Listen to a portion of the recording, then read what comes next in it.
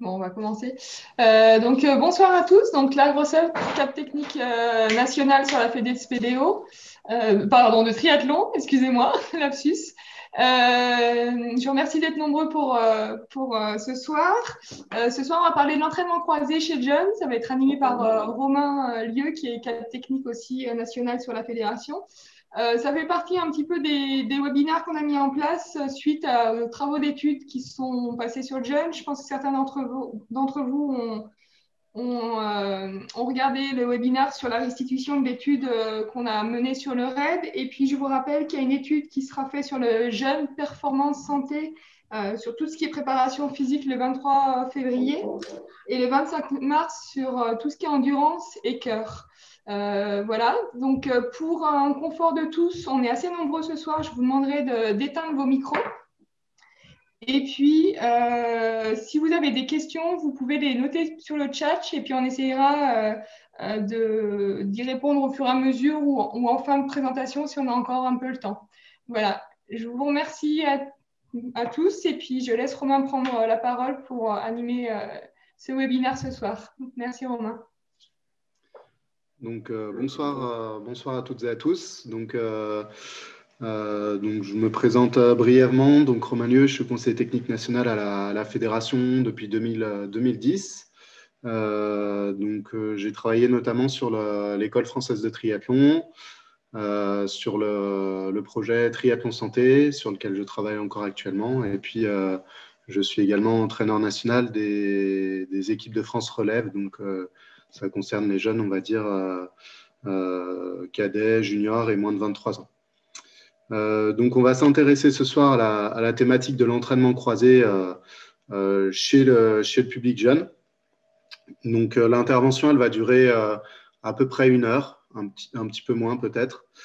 L'idée, c'est de définir tout d'abord les caractéristiques de ce public. Ensuite, d'aller s'intéresser à la notion de période sensible, de regarder les caractéristiques du sport, pour ensuite regarder comment des sportifs élites ont pu évoluer au cours de leur parcours de pratique sportive. Et ensuite, donc on abordera les effets de l'entraînement croisés, à la fois des effets sur le plan physiologique, sur le plan musculaire et sur le plan prophylactique. Ce qu'on fera, c'est que moi, je vais dérouler le diaporama. Il est possible que je fasse des pauses de temps à autre. Et donc, à ce moment-là, Claire pourra poser quelques questions qui ont été inscrites sur le chat. Voilà. Donc, on va commencer. Oui, du coup, vu qu'on parle des jeunes, on va commencer par les décrire. Donc, décrire différentes caractéristiques. Donc, des caractéristiques à la fois physiques, morphologiques, des caractéristiques, des caractéristiques psychologiques et également des caractéristiques sociales. Et puis, au niveau de l'âge de ces jeunes, on va s'intéresser en fait pas forcément à des âges, mais plutôt à des étapes de maturité, donc avec une première étape de prépuberté et une deuxième étape de puberté. Voilà. Donc, dans ce travail-là, je me suis appuyé sur 2 documents principaux. Le premier, c'est l'école française de triathlon, donc qui fait maintenant partie intégrante d'un outil qui a été mis en place il y a peu de temps, qui est l'outil Wikitriathlon. Voilà. Et puis, je me suis appuyé aussi sur un ouvrage qui a été réalisé par le sport canadien, qui est le modèle du terme de l'athlète. Du coup, Claire, tu me confirmes que l'écran, c'est bon, on voit tout? Parce que moi, j'ai eu beaucoup de messages qui apparaissaient. Oui, c'est tout bon. C'est tout bon. Par contre, je demande aux nouveaux d'éteindre leur micro si possible. Ouais, c'est tout bon, Romain. OK. Allez, donc on va commencer. On va commencer par les caractéristiques physiques et morphologiques du public prépubère, prépubertaire, donc avant la puberté. Donc, on verra tout à l'heure que sur cette période-là, en fait, il y a peu de différence entre garçons et filles. Donc, ça, c'est un point important déjà. Donc, l'organisation de base de la motricité, elle est terminée. Donc, là, je parle de voilà, l'âge d'entrée, on va dire, dans les écoles de triathlon, à savoir mini poussin, donc 6 ans. Et en fait, ces jeunes triathlètes, ils prennent du plaisir dans l'engagement en lui-même. C'est-à-dire qu'il n'y a pas forcément besoin de rechercher des situations très ludiques, très recherchées. En fait, leur engagement va leur procurer du plaisir immédiat dans l'activité, va leur procurer des sensations. Et donc, notamment, Durand appelle ça des activités gratuites ou autotéliques. Donc, on va dire, ce sont des activités qui vont par elles-mêmes dégager des sensations et du plaisir chez ces jeunes. Donc, ça, c'est important. Et donc, ça va répondre à leurs besoins, puisque à cet âge-là, de manière assez intuitive, de manière assez naturelle, les enfants sont très actifs. Juste, Romain, excuse-moi d'interrompre, on est juste le sommaire toujours, on a que le sommaire à l'écran. Ah, c'est pas normal. Moi, ça marche très bien. Okay. Ouais, moi aussi, j'ai tout. Moi aussi, pareil. Redémarrer ceux qui ont des soucis d'écran. Ok. Donc normalement, voilà, là je suis en 2e diapo et je passe sur la 3e avec les caractéristiques physiques de ce public prépubère toujours. Donc voilà, j'espère que ça marche pour tout le monde en tout cas. Donc il y a un besoin, ils sont très actifs, donc il y a un besoin de mouvement, donc de mouvement dans l'espace. Hein.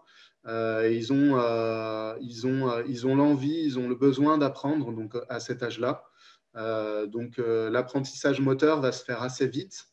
Et là, donc c'est au niveau pédagogique, ça peut être intéressant de mettre en place des situations dans lesquelles ces jeunes athlètes vont évoluer par eux-mêmes, vont chercher des solutions par eux-mêmes, donc dans un environnement sécurisé.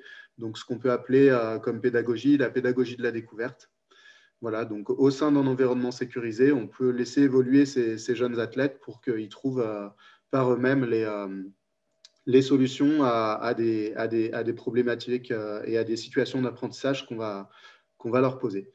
Petite nuance à tout cela, donc vu que ces enfants sont très actifs, sont très volontaires, on peut avoir tendance à oublier ça reste des enfants. Ça reste des enfants et le niveau de maturation n'est pas réalisé. Donc, par rapport aux adultes, ils ont des ressources bien moins évoluées. Et donc, un enfant a besoin de repos. Et donc là, c'est votre rôle, c'est le rôle de l'éducateur de prendre ça en compte. Puisque voilà, ce n'est pas les mêmes temps de récupération que pour les adultes. Je pense que je ne vous apprends rien. Donc là aussi, voilà 2 sources, hein, Développement de l'enfant de Goussard et L'enfant et le sport, hein, qui n'est pas un ouvrage nouveau, hein, de Durand. Là, on va s'intéresser maintenant à la puberté, puisque comme je le disais, peu de différence, une volonté importante de faire du sport, une volonté importante de bouger, une volonté d'être actif. Et donc des apprentissages moteurs qui sont facilités, à la fois chez les garçons et chez les filles, tant qu'on est dans cette période de pré-puberté. Et puis à la puberté, en fait, on va avoir une différence physiologique, hein, qui va être créée par l'apparition des caractéristiques sexuelles secondaires, donc poussée mammaire, poils pubiens sous les aisselles, les premières règles, l'apparition des premières règles pour les filles. Et donc, c'est là où les différences vont commencer à être importantes et où il faudra plus considérer une jeune fille comme un jeune garçon. À l'étape où en effet, les garçons vont avoir une sécrétion de testostérone qui va leur permettre d'avoir une diminution de la masse grasse, une augmentation de la masse maigre, donc une augmentation de la masse musculaire. Chez les filles, en fait, c'est l'effet inverse. On a un rapport oestrogène sur progestérone qui va augmenter, qui va faire que les filles vont, de manière physiologique, prendre de la masse grasse sous-cutanée. Et bien sûr, elles vont avoir un rapport poids-puissance moins favorable. Donc là, c'est comme ça qu'on s'aperçoit des fois que voilà, hein, on a des fois des jeunes benjamines qui vont passer un class tri et qui vont avoir des temps plus, on va dire, des vitesses de déplacement plus élevées, notamment sur la partie course à pied, que lorsqu'elles vont être minimes, lorsqu'elles vont être cadettes, parfois. Voilà. Donc c'est une période qu'on peut considérer comme assez ingrate pour ces jeunes filles. Et donc là, je sors un petit peu du champ de l'entraînement croisé, mais je rentre un petit peu dans le champ de l'entraînement croisé, pardon. Mais donc, n'hésitez pas à utiliser cette richesse qu'on a dans le triathlon, à savoir, oui, on a des activités non portées, on a une activité non portée, la course à pied, mais on a également des activités qui sont portées, donc la natation et le vélo. À condition voilà, que le vélo soit plutôt réalisé sur du plat, bien sûr. Mais donc, du coup, n'hésitez pas à utiliser ces activités-là pour que cette étape de maturation chez les filles, elle soit la plus, entre guillemets, la plus douce possible. N'hésitez pas aussi à prendre du recul par rapport au chronomètre, voilà, à peut-être voilà, éloigner pendant quelques temps le chronomètre, voilà, si vous voyez que les effets sont délétères sur la motivation de ces jeunes filles. Donc, ce stade pubertaire, il est également marqué par ce qui s'appelle le pic de croissance soudaine. Donc là, j'ai pris un schéma qui est issu du développement à long terme de l'athlète, donc comme je disais, qui est un document très intéressant qui a été réalisé par le Canada, hein, par le sport canadien. Donc, ce pic de croissance, on peut voir donc, là à gauche chez les filles et à droite chez les garçons. Donc, en ordonnée, on a ici le nombre de centimètres qui est pris par an, pardon. Et à droite, on a l'âge. Et donc, si on compare un petit peu ces deux schémas, on va s'apercevoir de deux choses. C'est que le pic de croissance soudaine, donc, qui marque on va dire l'entrée de plein pied dans cette étape pubertaire, il va être effectué plus tôt chez les filles, donc aux alentours des 12 ans. Alors attention, c'est toujours des âges qui sont à prendre avec des pincettes, puisqu'il y aura des filles qui réaliseront leur puberté plus précocement, d'autres qui le réaliseront plus tardivement, et même constat chez les garçons. Mais donc là, on voit qu'à 12 ans, il y a une poussée d'à peu près, un pic de croissance soudaine d'à peu près 8 à 9 cm par an. Chez les garçons, ce pic de croissance soudaine qui marque ce stade pubertaire, il va être plus tardif, à savoir, il va être réalisé aux alentours des 14 ans. Et donc, il sera un petit peu plus élevé que chez les filles. Donc, chez les filles, c'était 8 à 9 cm. Là, ça va être plus. Alors, le schéma, en général, on dit que c'est plus entre 10 et 12 cm par an, le pic de croissance soudaine. Donc là, le schéma, il met plutôt en évidence 10 cm par an. Voilà. Donc, chez les filles, donc, prise de masse grasse et une puberté qui est réalisée plutôt avec un pic de croissance soudaine qui apparaît plus précocement. Chez les garçons, donc prise de masse maigre, donc prise de masse musculaire, et avec une puberté qui se passe plus tardivement. Donc, ce qui aboutit à des différences de maturation, à la fois au sein des garçons, pardon, et au sein des filles, mais également entre filles et garçons. Donc, il s'agira bien le considérer, donc à la fois en considérant l'âge calendaire par rapport à l'âge biologique, mais également en regardant également le niveau de maturation psychologique aussi. Donc là, il va falloir s'adapter en proposant des situations de difficulté optimale, donc c'est-à-dire qui répondent à des envies et qui soient adaptées à chacun des individus. Et ce n'est pas forcément simple dans un groupe de les mettre en place. Donc là, voilà, donc là, vous pouvez vous appuyer notamment sur les fiches qu'on a produites dans le cadre de l'École française de triathlon ou dans le projet Wikitri. Et donc c'est des choses, voilà, on a mis en place des variantes sur chacune de nos situations qui permettent d'adapter la situation et de la rendre soit plus simple, soit plus complexe. Qu'est-ce qui se passe également pour ce public-là? Donc, il y a des changements au niveau des repères. Donc ça, voilà, c'est bien expliqué dans l'ouvrage que je cite en dessous. Donc des changements de repères qui sont liés à une évolution corporelle soudaine. Donc, comme on a dit, évolution en termes de taille, évolution en termes de poids, évolution en termes de répartition des masses musculaires. Donc voilà, tout ça fait qu'on arrive avec des jeunes triathlètes qui sont en perte de repères, qui ont des difficultés de représentation de leur corps dans l'espace et des difficultés du coup de coordination. Donc là aussi, pas étonnant dans cette période-là que ces jeunes athlètes et ces jeunes triathlètes puissent avoir des difficultés lorsqu'on leur demande un exercice de coordination. Donc à prendre en compte aussi. Là aussi, ça peut être intéressant, on le verra tout à l'heure, hein, de pouvoir poursuivre malgré tout ce travail de coordination, mais il faudra considérer qu'il y a une difficulté supplémentaire qui est bel et bien présente. Donc après, au niveau psychologique et social, donc on n'ira pas trop sur les caractéristiques sociales puisqu'on n'aura pas forcément le temps. Mais donc, chez le public prépubère, donc il y a une envie comme je disais tout à l'heure, il y a une envie de jouer. Donc, les situations sont ludiques par elles-mêmes.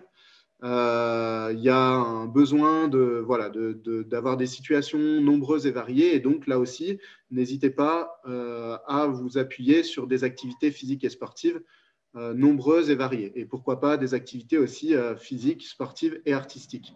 Voilà, certains de nos éducateurs utilisent aussi les arts du cirque ou autres pour développer des qualités de coordination, par exemple. Donc, je ne dis pas que ça doit devenir une activité centrale chez les jeunes, mais en tout cas, ça peut être utilisé. Donc, voilà, là, ce qui va un petit peu induire les activités que vous pouvez proposer, c'est votre niveau de compétence dans l'activité proposée et puis également le matériel que vous avez à disposition. Cependant, donc avec ce public prépubère, notamment chez les plus jeunes, je parle notamment mini-poussins, pupilles et poussins. Donc attention, la capacité de traitement de l'information, elle est moindre que l'adulte. Donc l'enfant, il peut traiter moins d'informations à la fois et les informations qu'il traitera, il va les traiter de manière moins efficace. Donc là aussi, faites attention dans les situations que vous proposez et dans les consignes que vous allez donner.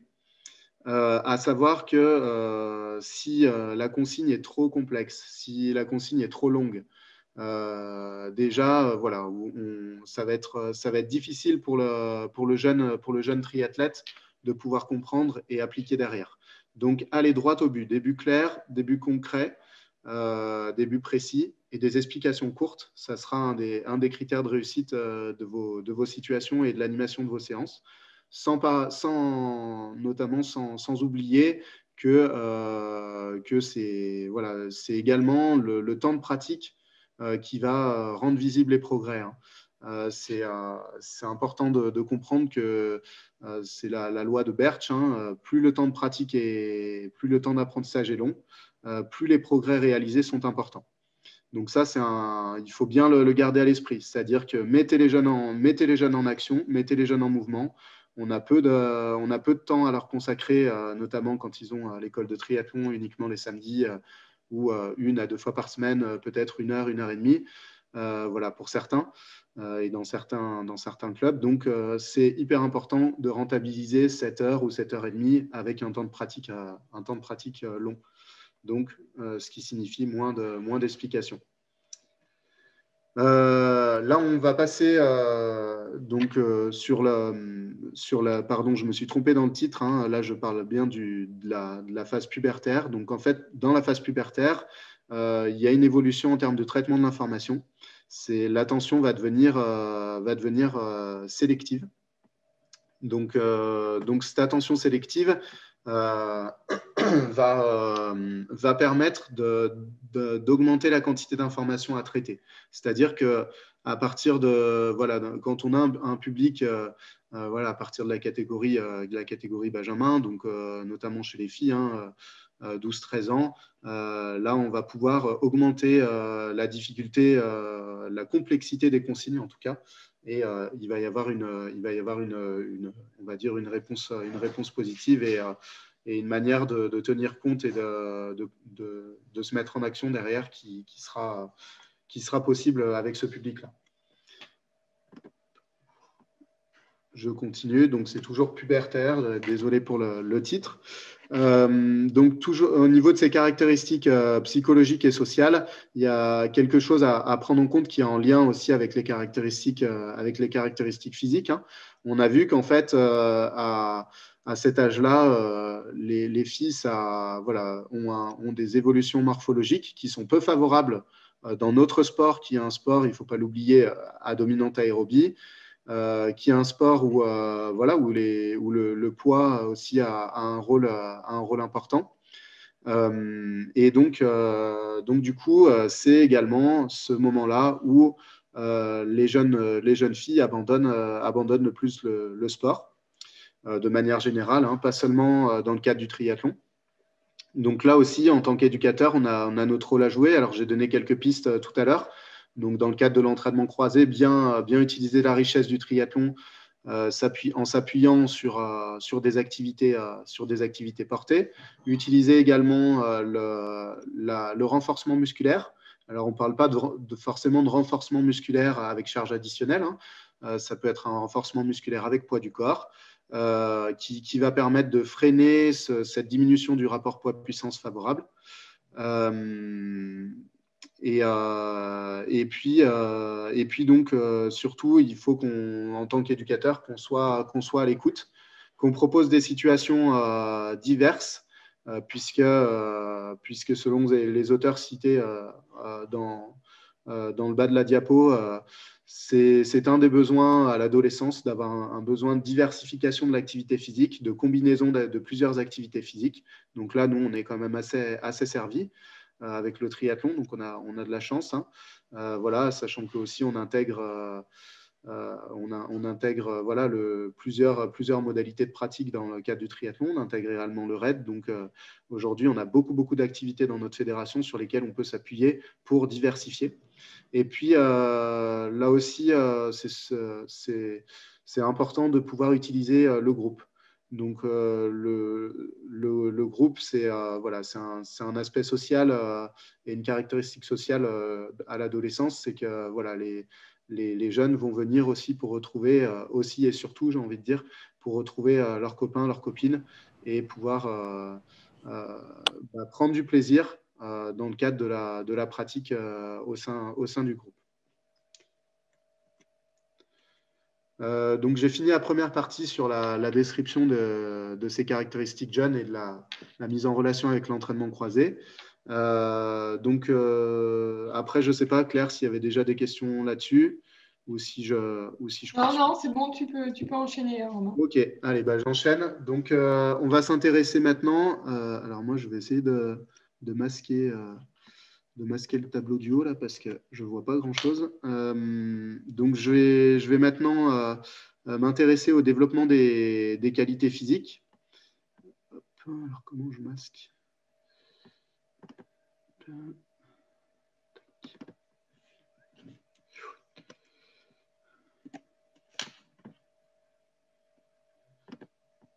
Donc, ce développement des qualités physiques, il est en lien direct avec ce qu'on appelle la notion de période sensible.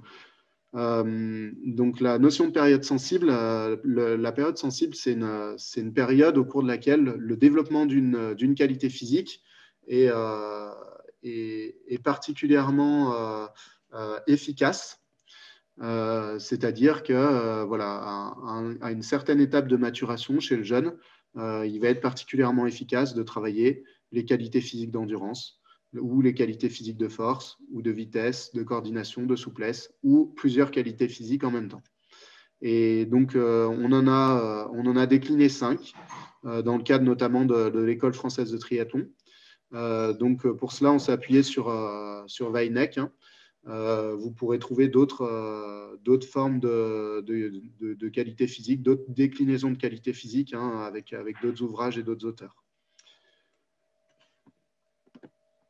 Donc voilà, on a fait ce travail-là. Donc ça, vous pouvez le retrouver hein, soit dans la mallette École française de triathlon, soit maintenant sur Wikitree. Donc ça, c'est issu du livret de l'éducateur École française de triathlon. Et donc, c'est un travail qui est basé là aussi sur le modèle du développement à long terme de l'athlète. Donc, on a essayé de mettre en bleu foncé les périodes sensibles de développement des qualités physiques. Donc, en fait, ce qu'il faut retenir notamment, c'est que la vitesse se travaille beaucoup en période prépubértaire.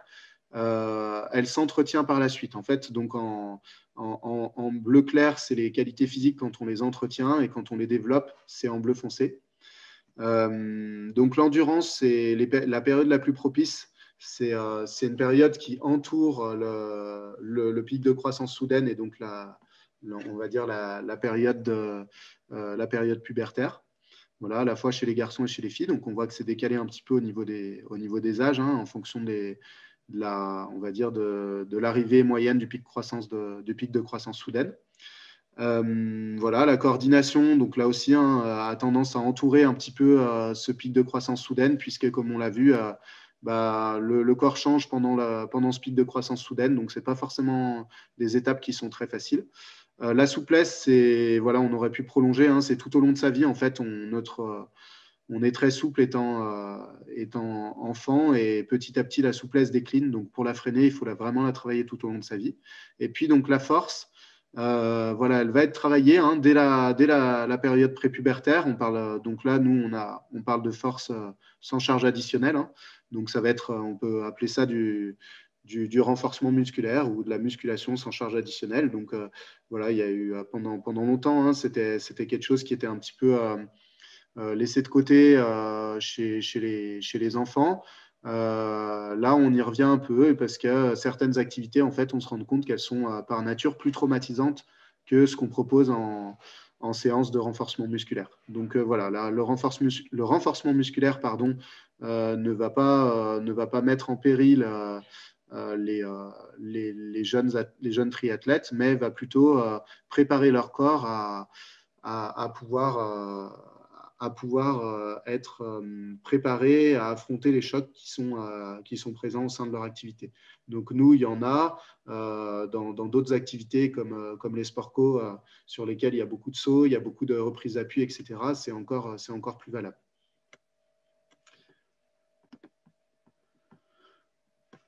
Donc, le développement des qualités physiques, on peut s'appuyer donc sur plusieurs activités physiques et sportives pour développer et améliorer ces qualités physiques-là chez les jeunes. Et donc, nous, on a quand même la chance, au sein de notre sport, d'avoir de multiples activités qui permettront la maîtrise de multiples habiletés et de multiples compétences. Donc, comme je l'ai déjà dit tout à l'heure, hein, le triathlon et les disciplines enchaînées sont par nature des entraînements croisés. Et donc, de manière générale, avant le stade pubertaire, donc il y a des gestuels qu'il est conseillé de maîtriser un petit peu pour avoir une culture athlétique en fait de base qui permettra derrière de se débrouiller dans n'importe quel sport, puisqu'on verra autant il y a des sports à maturation très précoce et donc dans lesquels il va falloir s'investir de manière importante assez jeune, autant il y a des sports où la maturité, comme le triathlon hein, notamment, où la maturité est un petit peu plus tardive et dans lesquels il va falloir acquérir d'abord cette culture athlétique de base qui permettra après de se débrouiller dans n'importe quelle situation, puisque le triathlon, c'est également la nécessité de faire preuve d'adaptation. Hein. Donc là, le modèle de développement à long terme de l'athlète au Canada, voilà, ils préconisent hein, de maîtriser plusieurs types de compétences, plusieurs types d'habiletés motrices, hein, l'agilité, l'équilibre, la coordination, la vitesse. Et puis après, voilà, sauter, grimper, marcher, patiner, bondir, nager, sautiller, réaliser un équilibre, lancer, dribbler, botter, lancer, frapper, attraper. Donc tout ça, c'est des choses sur lesquelles voilà, on peut accéder au travers d'activités physiques et sportives très, très variées, très différentes. Et que voilà, que c'est extrêmement intéressant de les travailler dès le plus jeune âge. Et au-delà de l'aspect travail, hein, c'est de jouer à ces activités en fait qui va être le plus intéressant, puisqu'on a dit voilà, que n'importe quelle situation à cet âge-là pour les jeunes était considérée comme ludique.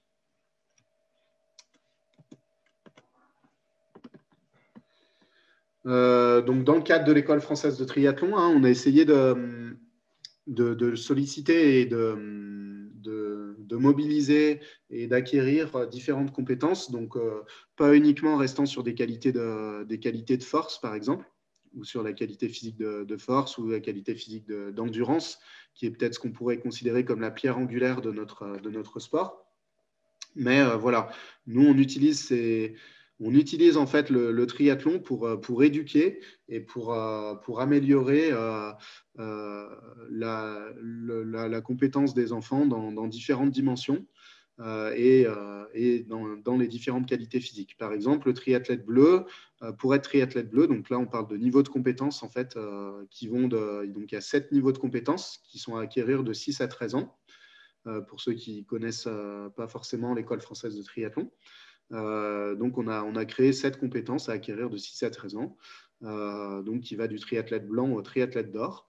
Et donc, au sein de chacune de ces compétences, au sein de chacun de ces niveaux, il y a différentes compétences à maîtriser. Et par exemple, un triathlète bleu, il doit être, entre autres, hein, capable de pédaler en danseuse, de changer de direction rapidement en vélo. En course à pied, il doit être capable de réaliser différentes actions avec le haut et le bas du corps pour dissocier ses mouvements, donc tout en se déplaçant. Le triathlète noir, il doit être capable d'anticiper des changements de braquet, de prendre la roue de son camarade. En course à pied, il doit être capable de réaliser des exercices techniques en limitant le temps de contact au sol. Le triathlète de bronze, il doit être capable de diriger son vélo d'une seule main sans zigzaguer, en regardant loin. En course à pied, réaliser des exercices techniques à vitesse optimale, réaliser un sprint de 30 mètres avec des appuis dynamiques, une coordination adaptée. Donc, ça permet au sein de cette activité-là et au sein de nos voilà, des différentes activités qui composent des différents modes de locomotion qui composent le triathlon, ça permet, grâce à cet entraînement croisé, de pouvoir acquérir différentes qualités physiques, différentes habiletés motrices, différentes compétences. Au sein des fiches d'exercice, donc il y a également des fiches d'exercice hein, dans l'école française de triathlon. Il y a un classeur avec 123 fiches pédagogiques qui ont cette forme-là. Et là aussi, donc du coup, voilà, on va travailler des qualités de réactivité, des qualités de vitesse, des qualités de coordination, des qualités d'attention. Donc voilà, on va essayer de travailler différents éléments, différentes qualités physiques pour derrière voilà, à construire en fait une base sur laquelle ces jeunes athlètes vont pouvoir s'appuyer derrière pour vraiment intégrer, quand ils seront plus âgés, la spécificité du triathlon. Là, on va s'intéresser aux caractéristiques de différents sports. Donc, juste avant, je ne sais pas s'il y avait des questions particulières là-dessus, en lien avec cette partie-là, donc avec la partie des périodes sensibles. Et puis sinon, je continuerai en caractérisant des sports, on va dire. Il y avait une question sur la période sensible, sur la force prépubère qu'on retrouve chez la fille et qu'on ne retrouve pas chez le garçon.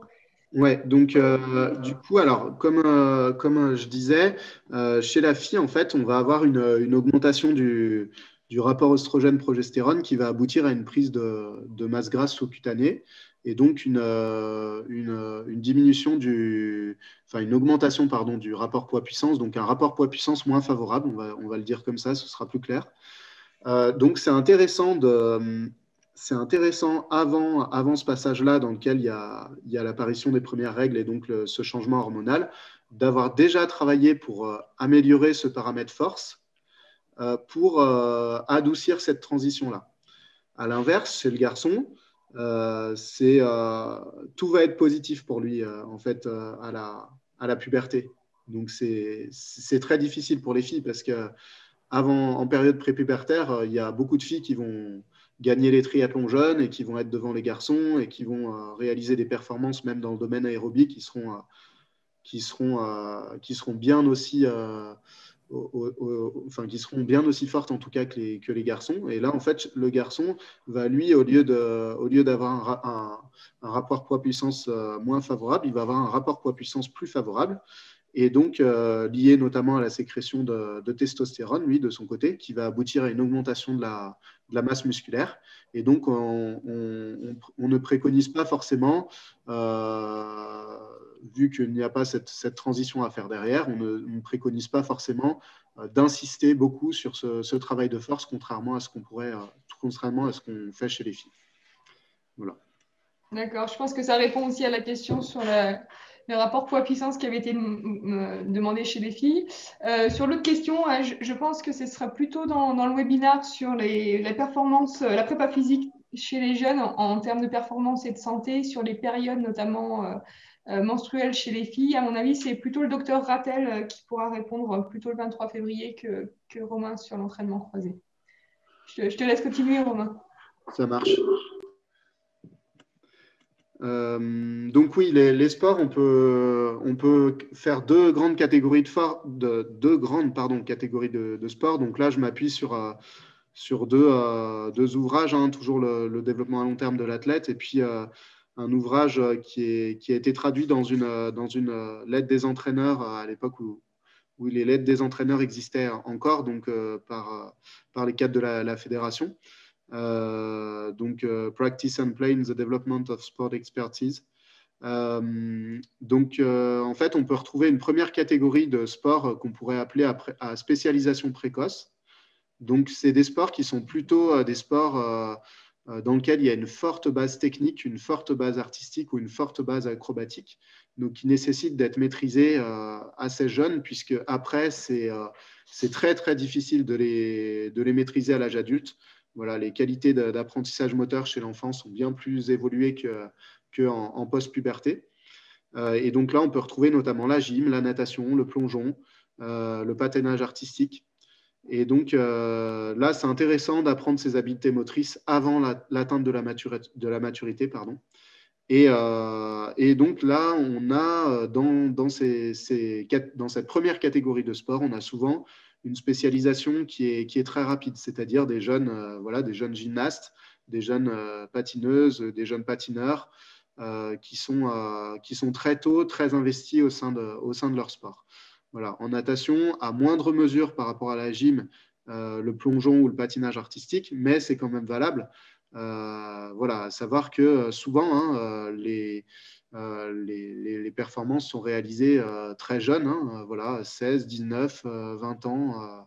On a déjà des performances qui sont proches des performances maximales que l'athlète pourra atteindre. C'est pour ça que la partie natation sur le triathlon, j'y viendrai tout à l'heure, est à considérer un petit peu de manière spécifique. Et puis, les sports à spécialisation tardive, donc le triathlon est cité, hein, notamment le triathlon longue distance, ça va moins vous surprendre, hein, est cité dans cette catégorie de sport. Hein. Par exemple, les auteurs s'engagent sur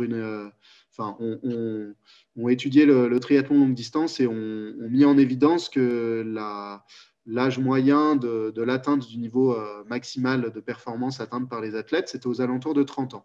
Donc en courte distance, c'est un petit peu moins élevé, mais voilà, on voit qu'aux alentours des 30 ans, voilà, Vincent Louis, par exemple, ou Javier Gomez, qui est encore plus âgé, Vincent Louis, il a été champion du monde à 30 ans aussi.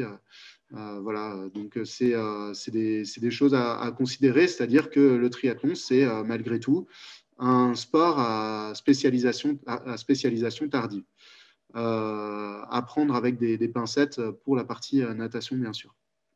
Donc là, en fait, les auteurs ont perçu qu'il y avait un développement via l'entraînement croisé d'un ensemble de qualités physiques et de compétences en période prépubertaire.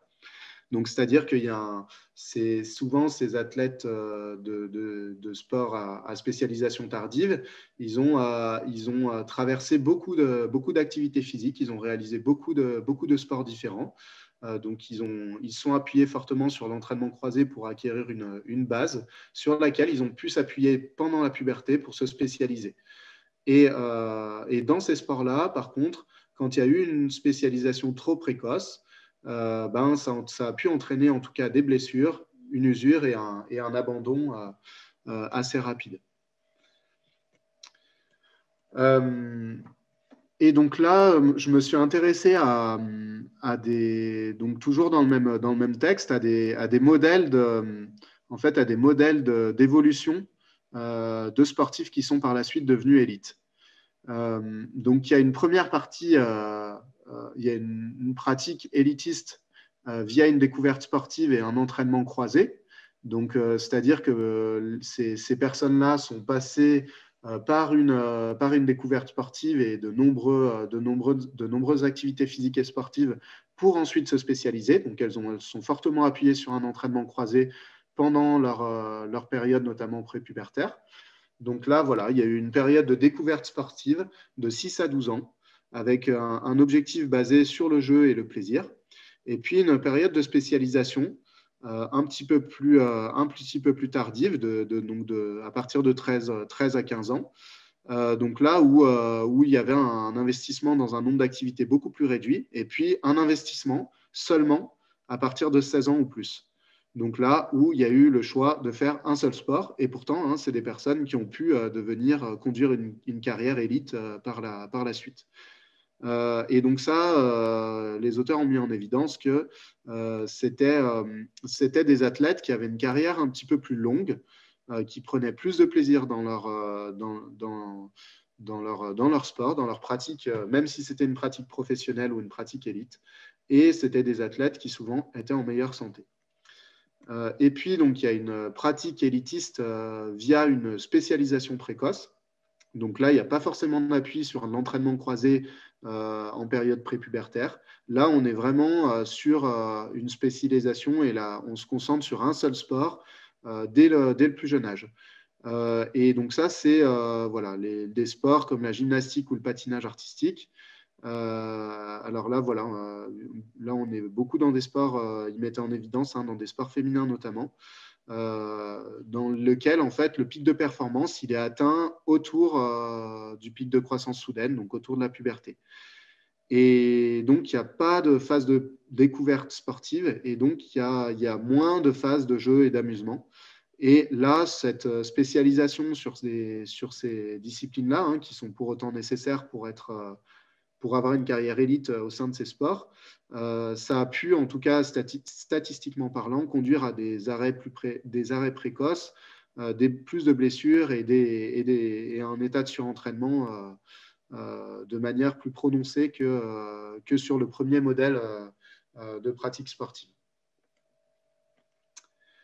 Donc, ce qu'on peut retenir dans le cadre de cette trajectoire de sportif élite, c'est que l'entraînement croisé, il va permettre de développer des qualités physiques de manière harmonieuse, de développer des compétences, des habiletés multiples sur lesquelles on va pouvoir s'appuyer pour éprouver du plaisir. Donc le plaisir, pourquoi c'est aussi important que ça? Donc selon Delignières et Garceau, qui sont spécialisés dans les sciences de l'éducation notamment, et dans le champ des sciences et techniques des sportives, ils mettent en évidence que cette notion de plaisir, c'est une notion fondamentale pour qu'il puisse y avoir une pratique durable et à long terme. Et on sait que le long terme, c'est vraiment ce qui va permettre aussi, notamment dans des sports à maturité tardive, de pouvoir avoir une carrière de haut niveau. Et puis, sans aller dans le haut niveau, mais le long terme permet aussi une pratique plus durable et ainsi une santé plus durable. Donc, ça va permettre également d'enrichir le panel de découvertes et d'expériences sportives et diminuer le risque de blessures et de surentraînement.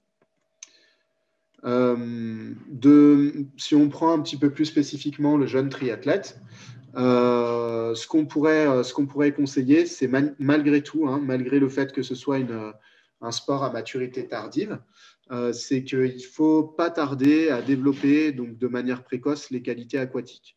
Donc, la natation va être considérée de manière un petit peu différente par rapport aux autres modes de locomotion. À savoir que voilà, si on prend le deuxième modèle où il y a une spécialisation à partir de 16 ans, ça sera, je ne vous apprends rien, ça sera trop tardif pour avoir des qualités aquatiques nécessaires bien sûr, hein, à la conduite d'une carrière élite. Après, bien sûr, ça suffit pour une pratique loisir. Hein. Donc oui, là en triathlon, hein, ça se retrouve en tout cas au niveau français. Hein, quand on regarde un petit peu les athlètes qui sont aujourd'hui sur le devant de la scène, ils sont tous passés par une pratique de la natation intensive en étant jeunes. Voilà, que ce soit, on citait tout à l'heure hein, Vincent Louis, on peut citer Pierre Lecor, on peut citer Sandra Daudet, on peut citer Cassandre Beaugrand. Voilà, ils sont tous passés par Dorian Coninx également, donc par on va dire un investissement dans la pratique de la natation qui sera assez précoce malgré tout. Et après, utiliser par contre d'autres activités pour développer un panel de qualités physiques qui sont nécessaires aujourd'hui pour le triathlon. Ils sont nécessaires et c'est nécessaire de les acquérir dès le plus jeune âge, voilà, d'acquérir des qualités de vitesse, de coordination, de souplesse, en utilisant le vélo, le VTT, le cyclocross, la course à pied, le trail, la course d'orientation ou autre. Voilà, ne pas oublier de s'appuyer sur de multiples activités, ça permet vraiment d'enrichir les expériences sportives, comme on l'a vu, et derrière de pouvoir être plus efficace lors de la spécialisation. Petit point d'attention sur la partie course à pied, malgré tout, puisque la course à pied, c'est un sport non porté. Et comme l'ensemble des sports non portés, les chocs répétés et les vibrations répétées sur l'appareil locomoteur ostéo-articulaire va permettre de renforcer cet appareil locomoteur en période notamment prépubertaire. Donc la course à pied, il faut en faire régulièrement. Alors quand je dis course à pied, c'est toutes les activités qui induisent de la course à pied aussi. Hein. Ce n'est pas forcément la course à pied. Donc il ne faut pas trop en faire, mais il faut en faire quand même parce que contrairement à ce qu'on pourrait croire, hein, ça renforce l'appareil locomoteur. Voilà. Et ça évite que les nageurs qui commencent le triathlon assez tardivement se blessent régulièrement consécutivement au choc lié à la course à pied. Et voilà encore un point qui favorise le travail du renforcement musculaire, puisque le renforcement musculaire, grâce à la production de facteurs de croissance IGF-1, va également pouvoir renforcer le squelette. Donc, si on s'intéresse de manière plus précise, donc là, je ne sais pas s'il y a des questions, Claire, c'est la fin d'un chapitre, et ensuite on passera sur l'entraînement croisé. Il y avait une question, mais je pense que tu vas peut-être développer après sur la répartition en volume des 3 activités principales et la préparation physique. Ok, ça marche. On verra, j'y répondrai peut-être juste après. Mais donc, du coup, au niveau de la définition donc de l'entraînement croisé, donc c'est un procédé qui vise à mixer plusieurs activités dans un cycle d'entraînement en fait. Donc pourquoi utiliser l'entraînement croisé? C'est tout simplement qu'il y a un mécanisme qui s'opère quand on réalise de l'entraînement croisé, c'est ce qu'on appelle le mécanisme de transfert. Donc transfert, c'est faire au-delà, donc faire au-delà de l'activité physique dans laquelle qu'on est en train de pratiquer. Donc, c'est utiliser l'activité physique pour progresser dans l'activité principale dans laquelle on est en train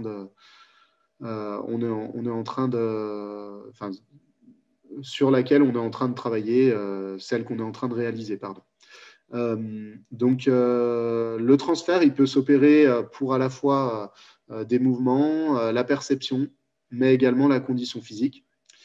Et ce transfert, il est assez important lors des premiers stades de développement.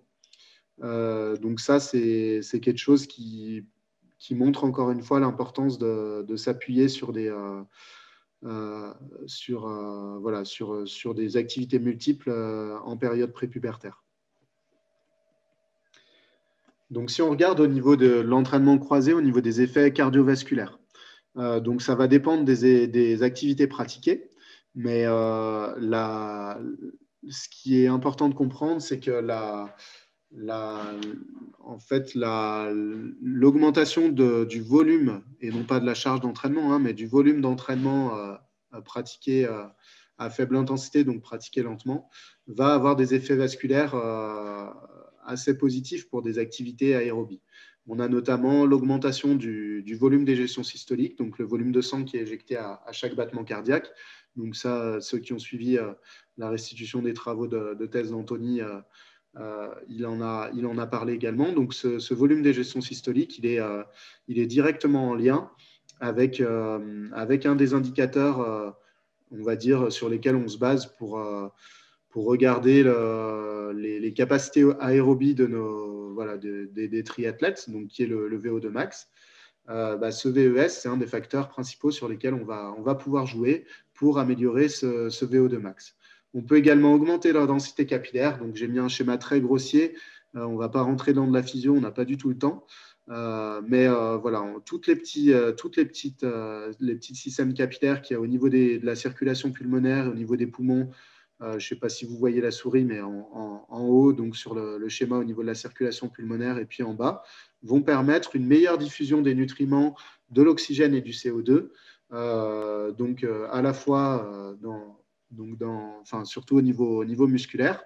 Et donc, on va jouer sur la différence artério-veineuse en oxygène, qui là aussi est un des facteurs sur lesquels on va pouvoir jouer pour améliorer ce fameux VO2 max. Et enfin, on va pouvoir augmenter le nombre de mitochondries. Donc, les mitochondries, c'est une partie de cellules dans laquelle on va pouvoir dégrader des substrats énergétiques et produire ce qu'on appelle de l'adénosine triphosphate, ATP, qui va pouvoir être utilisé pour la contraction musculaire. Donc là aussi, directement en lien avec le métabolisme aérobie. Donc tout ça fait que en fait, la multiplication des activités sur lesquelles on va pouvoir s'appuyer pour pratiquer des activités aérobies va faire qu'on va avoir une amélioration de l'endurance aérobie, une amélioration de la condition physique.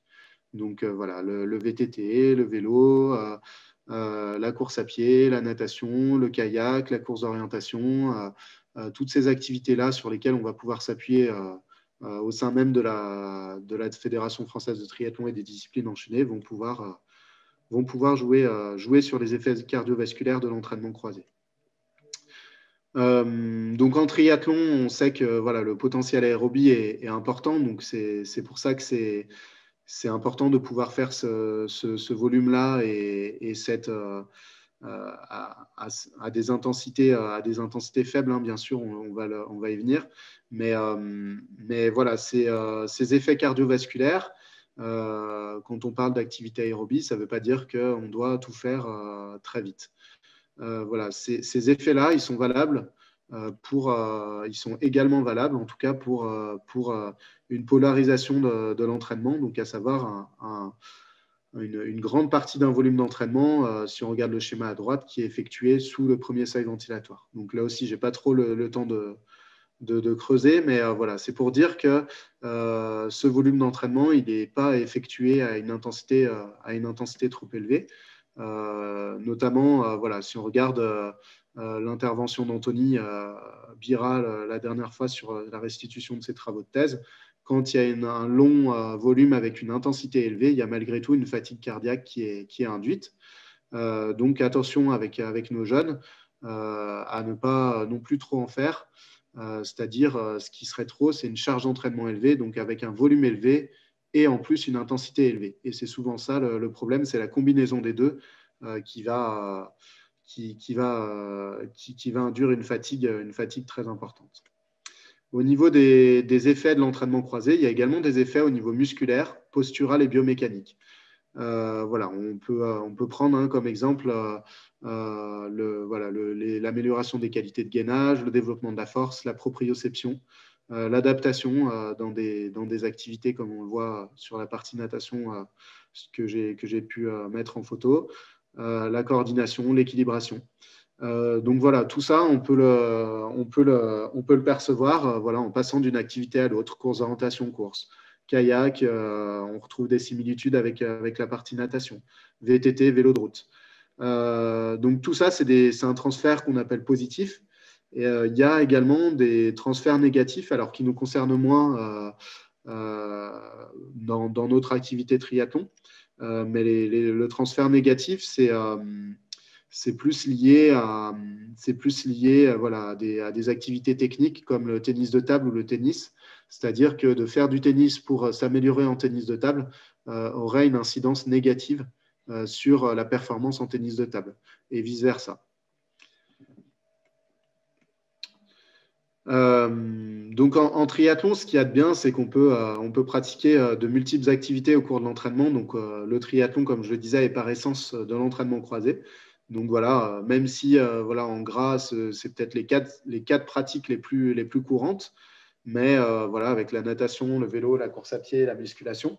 Mais également, il ne faut pas oublier qu'on a les enchaînements, proprioception, du VTT, du ski de fond, suivant les saisons. Voilà, donc il faut bien penser à s'appuyer sur l'ensemble de ces activités. Et donc, un des effets également qui est important au niveau de l'entraînement croisé, c'est qu'il y a un effet de protection, un effet prophylactique, donc de protection, pardon. Donc, il y a une diminution des blessures chez le triathlète par rapport au coureur seul. Donc, malgré tout, la course à pied va représenter chez le triathlète adulte 72% des blessures. Donc, ça, c'était une étude d'Olivier Galera qui avait fait ça sur le Grand Prix de triathlon dans les années 2000. Et donc, c'est important de débuter les activités, j'ai mis portée, mais c'est non portée, comme je le disais tout à l'heure, et le renforcement musculaire en période prépubertaire pour que derrière, ça serve aussi à diminuer les blessures lorsqu'on est un triathlète adulte. Ce qui est intéressant aussi, c'est qu'en triathlon, on va pouvoir diminuer et remplacer les activités un peu plus traumatisantes par des activités portées ou semi-portées, ce qui va aboutir à une diminution des sollicitations ostéo-articulaires notamment, et musculaires et tendineuses aussi. Et tout ça va faire qu'on va avoir une pratique un petit peu plus durable. Et qui dit une pratique durable dit voilà, qu'on va pouvoir avoir une charge d'entraînement constante sur un temps plus long, et donc une possibilité de progrès qui sera également plus longue. Donc, si on regarde un petit peu au sein de l'activité triathlon, encore une fois, on peut aussi raisonner de manière annuelle, en fait, avec des répartitions de volume d'entraînement et des répartitions d'activités en fonction des moments de la saison. Voilà, l'automne, l'hiver, ce sera peut-être plus propice à travailler sur la natation, la course à pied, la musculation, le VTT, le home trainer qui a aussi un intérêt, même si c'est pas forcément le plus ludique, le cyclocross, le ski de fond, la proprioception. Et le printemps, l'été, avec l'arrivée des beaux jours, on va pouvoir retrouver une pratique de vélo dehors, un travail spécifique lié à la course, un travail d'enchaînement, de la natation en eau libre. Donc tout ça, en fait, on va voir que au cours d'une saison de triathlon, ce qui est intéressant, c'est qu'un enfant et un jeune triathlète va passer par pas mal de sports différents, et donc et donc va pouvoir se construire en restant dans l'activité triathlon. Voilà, donc j'espère qu'on va bientôt pouvoir revoir ce type d'image, voilà, des départs de triathlon sans masque, voilà. Mais donc, merci de votre attention. J'imagine qu'il y aura peut-être quelques questions, et dans tous les cas, j'aurais pas répondu à toutes les questions que vous aviez pu noter avant, de prendre le maximum en compte. Après, moi, je vous invite, pour prolonger ça, ceux qui n'ont pas encore pu le faire, à vous inscrire à des formations fédérales qui sont organisées dans les ligues et des formations d'État aussi organisées soit dans les ligues, soit par la fédération. Voilà, je pense que c'est des choses, si des thématiques comme celle-ci vous intéressent, vous allez pouvoir vous régaler. Merci en tout cas.